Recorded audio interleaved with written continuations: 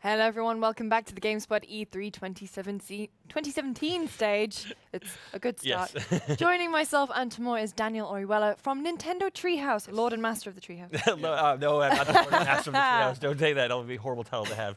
So, yes. Here bringing us Metroid Samus Returns. Yes, the new Very title we announced yesterday. What a show surprise for you guys. announcement. Yes, I no, that mean, was a great- for Metroid fans as well, it was. After years of complaining about no Metroid, you came out with two of them. Two, it's true. Yeah. The- Hey, you guys, stop complaining. Here's We're your doing thing. it. We've got an old one and a new one. So yeah, so this is a remake. Yes, this is a of- remake of the original Game Boy game, but a lot of bells and whistles have been added to it. They added a bunch of new audio. They added a really strong 3D element to it that gives it a nice, vibrant feel to it as you're going through the game as well. And some new abilities for Samus to add to her arsenal as well. Right. So Interesting choice to go to this game of all of them. Like, obviously, there are a wealth of 2D Metroid games that you could have chose to reimagine in some ways. Some people would have been like, Super Metroid, one of the greatest, I think, greatest game of all time. Why not that? What was it about Metroid 2 and Return of Samus that you decided? Wow. That's a good question. Actually, I'm not. The devs, I mean, there's so many different games to look at. I mean, this is one they particularly saw. I mean, such an older game on the Game Boy, like Super Metroid, already had color. Going to a Game Boy game and really, it feels completely new when you take the original Game Boy one and now go to this kind of level of detail. Right. And some different moves and new additions. So it's probably why the devs chose that direction. But I mean, it's a better question to ask them directly. Yeah, I'm sure. sure they had plenty of I'm sure they debated many different options. This is why they went this one for many different ways. And you went with Mercury Steam, an Yes. interesting choice of developer. Mercury You guys tend to keep Metroid development. Well, I was going to say you tend to keep it in-house, but like you have experimented with going outside with Other M and that kind of stuff. So, what was it about Mercury Steam? Do you think that attracted Nintendo to them? They're just a partner they wanted to work with this time around. I mean, they've done something in the past before, so it's just an opportunity to do something different and creative with them. We like partnering with them too. Yeah, we definitely work closely with developers, especially when it's using one of the Nintendo IPs, especially when it's cherished as Samus. Yeah. So no, I mean it's just an opportunity and take advantage of it. And they've done a great job with it so far. I mean, I've had a chance to play it a little bit myself, and it feels great playing it on 3D and seeing the. I know you can't see the 3D here now, but even the trailer itself, you can download on Nintendo eShop and you actually can see the trailer in 3D. Right. That's Which really helps this. I know we're only seeing it in 2D right now, Yeah. but it gives you a whole different vibrant life to it as you go Yeah. through that as well. So tell us some of the. You briefly touched on a bunch of them, but can we go a little bit deeper into what the new abilities Samus Sure, has? yeah, no, a lot of things they added to it. I mean, a lot of people might have played the game originally and didn't really realize, like, there's some things like aiming is a big thing in this one too now. Like, Samus has the ability to aim in 360 degrees. Right. Right there you can see that Sarah's playing for us, by the way, too. But yeah, she's doing this whole 360 motion, and it even shows a targeting aspect behind it, and even lights up red when you're actually hitting that enemy. Oh, nice. Here's a cool new move you're showing too, is the melee counter as well that Samus can now do. When an enemy comes flying at her, she is able to kind of basically counter back. And if you're even able to shoot right away, you can get a critical hit out of it. And it kills the enemy almost instantly by doing that. So there's a lot of cool fun like that as well. So In terms of, sorry. I was going to say that presumably those kind of like these new abilities they kind of update the game, but it also kind of introduce a challenge in because Metroid has a very specific way of providing challenges. The limitations are almost a challenge to in some ways. Especially If you're able to do things like aim everywhere, has that resulted in having a knock-on effect in how much of the game you have to redesign? Because presumably you go into a certain room in the old game you could only fire forward or whatever it was. Now they're moving everywhere. Yeah, now they're moving all directions. Yeah, the dev team took that into account for sure when they remade this game. Is that they wanted to add a challenge for people who are familiar with the game already, but at the same time they still want to make it accessible for people who've never played a Metroid game. Sure. This might be people's first Metroid game, especially for younger kids Right. who would have no idea what these games are, Right. and the challenge behind that as well. So they want to add some additional abilities like that, like the melee counter, Cool. and the 360 aiming, which adds a lot too, and just the visuals. We'll get to some other abilities in a little bit too that that Samus has as well beyond what she normally has. Like right now, and that's also you bring up too the limitations. Is that's what Samus is known for, that she's basically all by herself on this planet. And she basically has to figure out what's going on, and her arsenal's always limited. Yeah. So she has to build up her arsenal as she goes from there as well. In terms of adding new abilities, I guess how have Mercury Steam sort of worked with Nintendo to sort of make sure that it's an authentic thing that Samus would have. You know what I mean? Yeah, no, I mean that's what they worked on. They just when going through the whole design of the game, figuring out how it's going to play and how those new abilities can add to gameplay elements, like the like the melee counter. We'll get to some other abilities called the Aeion abilities as well, which we'll show off in a little bit too, which adds something different to the game as well. It just gives it helps for different parts. They can all be for different portions, like the melee attack being more defensive and how to fight different enemies.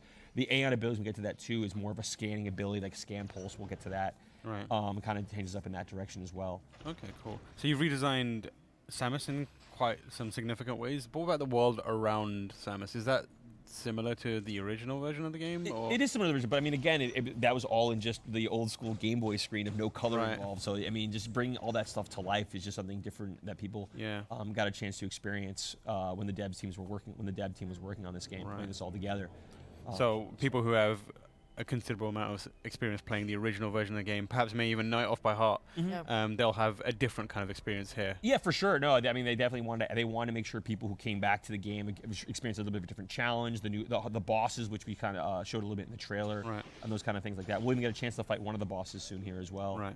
So it'll be fun in that aspect. But yeah, no, that's what they're having a lot of fun doing, is building all these different things and finding all these aspects of discovery and just kind of having to explore the world in a different way that you've never been. And that's the thing, that, like, as I said, like Samus is all by herself here, just trying to figure out what's going on, and trying to destroy the Metroids. Okay. Which look like such cute little cuddly characters, but they're not. Deadly as you want to be careful. I was going to swear there. What were you gonna? Yes. Step in there. Like.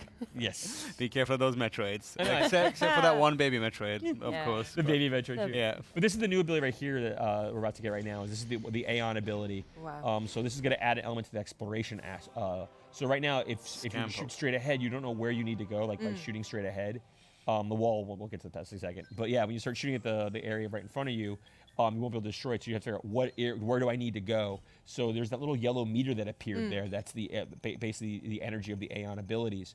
There's still several you'll be able to get, but that energy bar, those little yellow spheres you got from defeating enemies, will keep refilling that. So now you can do a Scan Pulse, and now you can locate where you actually need to go next to keep exploring. Oh, interesting.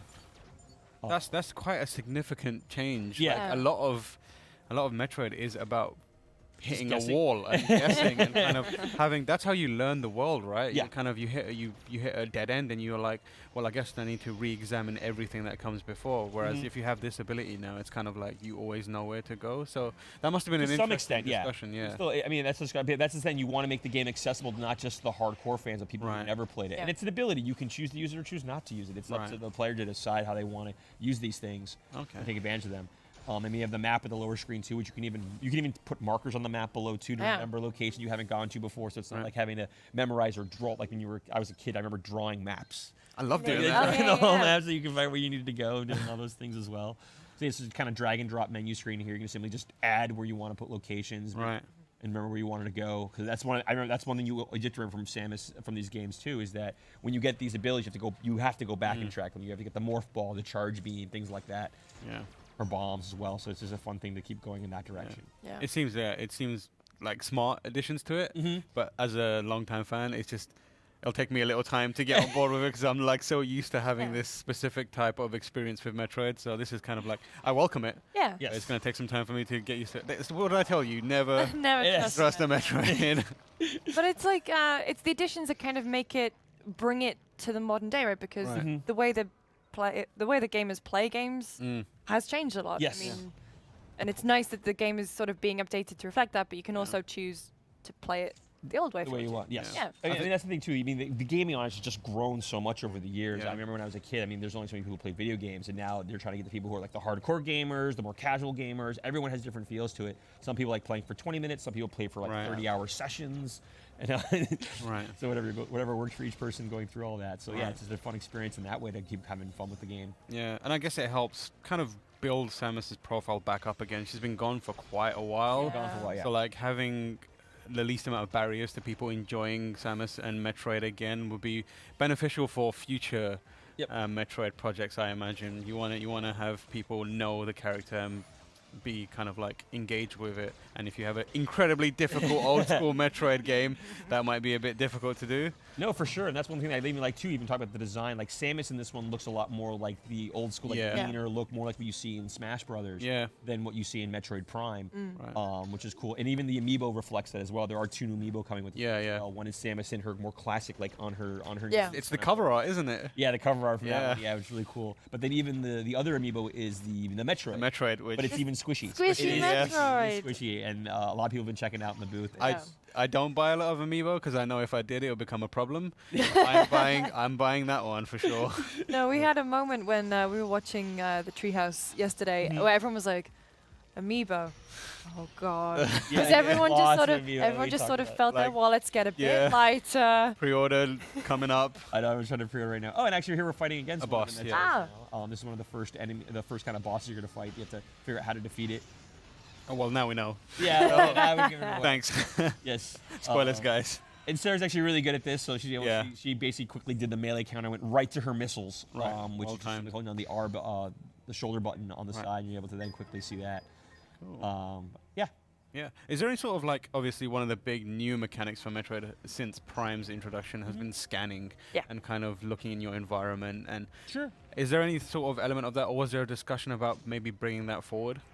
I mean, that's what the scan pulse kind of does, give that little bit of that aspect there, and the map of the lower screen to kind of fall like that. But yeah, no, you mean like scanning each individual enemy and getting the lore behind it. We'll have to stay tuned and see what they add in that aspect for that. I know a lot of people always want to know what is the story, how does it tie in, do they tie together in some, how do all the Metroid games tie together in some long story? This is Samus's grand adventure told in many different ways. So it's really just great to see how that plays out. And now he's got the charge beam. Nice. Awesome. So yeah, and that's the thing too, is you can quickly see the arsenal starting to build up further in the game, which is just really fun for just people to experience. Yeah, but it's like you're hitting them like very quickly, build very quickly and like master them. Is it going to be like easy to play, difficult to master kind of? Or is it going to be like a fairly balanced? It's probably fairly balanced. I mean, the game's not released yet. It'll be coming out in September on the 15th. But yeah, well, everyone, and it's up to every player too at the same time. It's interesting. Like, some players are gonna take this and find that they're gonna basically speed run through the whole thing. Right. That's their kind of their skill set. Some people, I'm more of a completionist, where I'm gonna want to find every little nook and cranny on the map.